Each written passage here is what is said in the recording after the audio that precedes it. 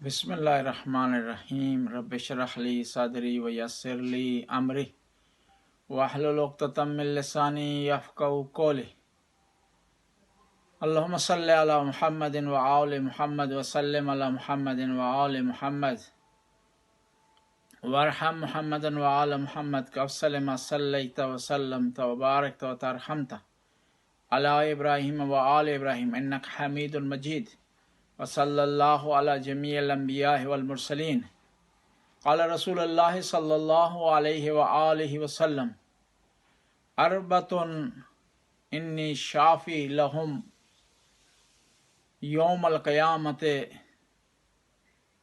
पैगम्बर गिरामी इरशाद फरमाते हैं कि चार अफराद ऐसे हैं जिनकी क़यामत के दिन में शफ़ाअत करूँगा। अल मुईनो लि अहले बैती,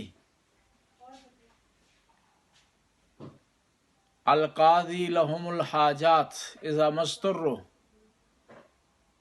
अल मुहिब्बु लहुम बिक़ल्बिही व लिसानिही वद्दाफ़िउ अन्हुम बियदिही।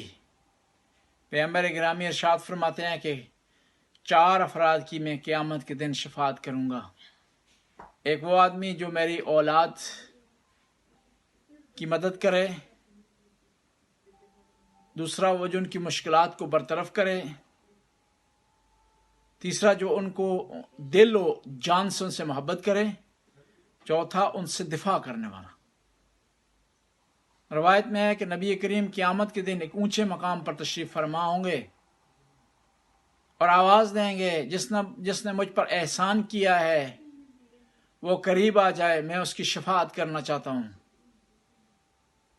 लोग ताज्जुब करेंगे, कैसे हो सकता है कि कौन हो सकता है जिसने नबी पर एहसान किया हो। ये मुमकिन नहीं कोई नबी पर एहसान करे, नबी का सब पे एहसान है। तो इसी असना में नबी करीम इरशाद फरमाएंगे, जिसने मेरी औलाद पर एहसान किया है, उनमें से जो नेक हैं उनकी नेकी की वजह से उनका एहतराम करो। जो तुम्हारी निगाह में मुकम्मल तौर पर हिदायत पर नहीं है तो उनका एहतराम मेरी वजह से करो। खुदावंद ताला हमें सादात का एहतराम इज़्ज़त करने की तौफीक अता फरमाए।